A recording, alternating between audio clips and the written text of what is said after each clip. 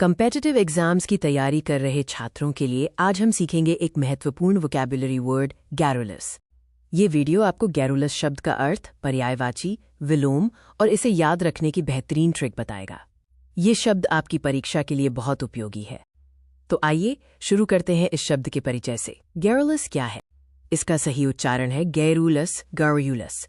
ये शब्द एक एडजेक्टिव, विशेषण है। गैरुलस का मतलब होता है बहुत ज्यादा बात करने वाला।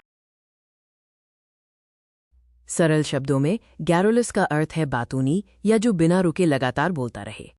विस्तृत परिभाषा है excessively talkative, specially on trivial matters, यानी जो अनावश्यक और छोटी छोटी बातों पर भी जरूरत से ज्यादा बात करे। अब देखते हैं गैरुलस के कुछ महत्वपूर्ण पर्यायवाची शब्द जिन्हें सिनोनिम्स भी कहा जाता है। इसके मुख्य सिनोनिम्स हैं टॉकेटिव, लोक्वेशियस और वॉल्यूबल। इन सभी का अर्थ बहुत बोलने वाला होता है। इन विजुअल उदाहरणों से आप गैरुलस और इसके समानार्थी शब्दों को बेहतर ढंग से याद रख सकते हैं। अब हम जानेंगे गैरुलस के विपरीतार्थक शब्द यानी एंटोनिम्स, जो इसका उल्टा अर्थ बताते हैं।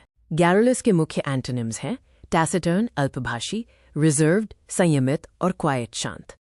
बातूनी गैरुलस के विपरीत ये शब्द ऐसे व्यक्ति को दर्शाते हैं जो कम बोलता है और शांत रहता है। दोनों के बीच का अंतर याद रखें।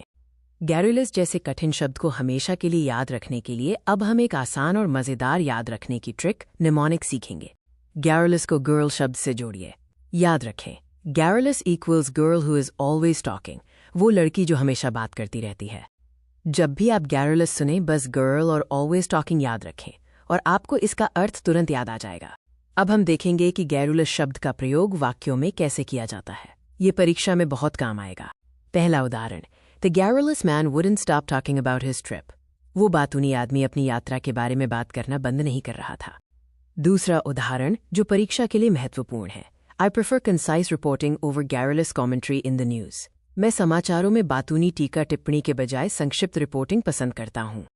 तो ये था गैरुलस शब्द का पूरा विश्लेषण। आइए एक त्वरित सारांश रिकैप लेते हैं। हमने सीखा गैरुलस का अर्थ बातूनी, सिनोनिम्स जैसे लोक्वेशियस और एंटोनिम जैसे टैसिटर्न। ये शब्द कम्पेटिटिव एग्जाम्स, खासकर एसएससी, बैंकिंग और यूपीएससी के लिए बहुत महत्वपूर्ण है। इसे दोहराते रहें और अपनी शब्दावली को मजबूत करें। धन्यवाद।